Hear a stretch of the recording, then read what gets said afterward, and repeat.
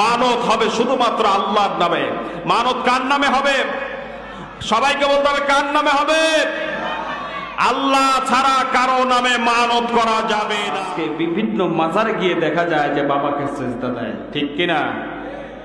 বাবাকে সেজদা দেয়, মাজারকে ফুল দিয়া খুব সুন্দর করে সাজানো আছে। আল্লাহ রসুলের মাজারে কি একটাও ফুল আছে? আছে? আপনারা তো দেখছেন, আপনারা তো ভিডিও তো দেখেন, অন্তত মোবাইলে তো দেখতে পান বিশ্বনবীর রওজা। একটা ফুল আছে কি? বিশ্বনবীর রওজা মোবারকের দরজার কাছে কাউকে কি মাথা নুইয়ে সেজদা দিতে দেখেছেন? যেখানে রাসূলুল্লাহকে সেজদা দেওয়া জায়েজ নাই, সেখানে পীর সাহেবকে সেজদা দেওয়া কি করে? এই মাথা আল্লাহ ছাড়া কারো সামনে মাথা নত করা যাবে না। এই মাথাটার দাম হচ্ছে অনেক বেশি, সেখানে নত করে কিসমতটাকে নষ্ট করবেন না। এই মাথার মর্যাদা অনেক বেশি। বিশ্বনবী বলছেন, আমার কবরকে তোমরা সেজদার স্থানে পরিণত করো না।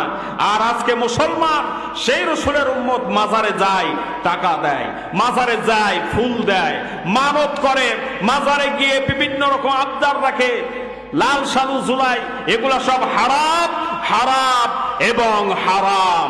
মানত হবে শুধুমাত্র আল্লাহর নামে। মানত কার নামে হবে? সবাইকে বলতে হবে কার নামে হবে? আল্লাহ ছাড়া কারো নামে মানত করা যাবে না। আকীদা পরিষ্কার করুন, আকীদাকে পরিষ্কার করুন। আমরা আল্লাহর গোলাম, আমাদের মর্যাদা এত কম না যে সেখানে গিয়ে আমরা মাথা নুইয়ে দেব। সুতরাং মাজারে শুধুমাত্র জিয়ারতের জন্য যেতে পারেন, তাও আবার জিয়ারতের নিয়ত করে যেতে পারবেন না। জিয়ারতের নিয়ত করে যেতে পারবেন না। অনেকে দেখা যায় যে প্রেসিডেন্ট শাহজালালের মাজার জিয়ারত করার উদ্দেশ্যে ঢাকা থেকে রওনা করেছেন, এটা করা যাবে না।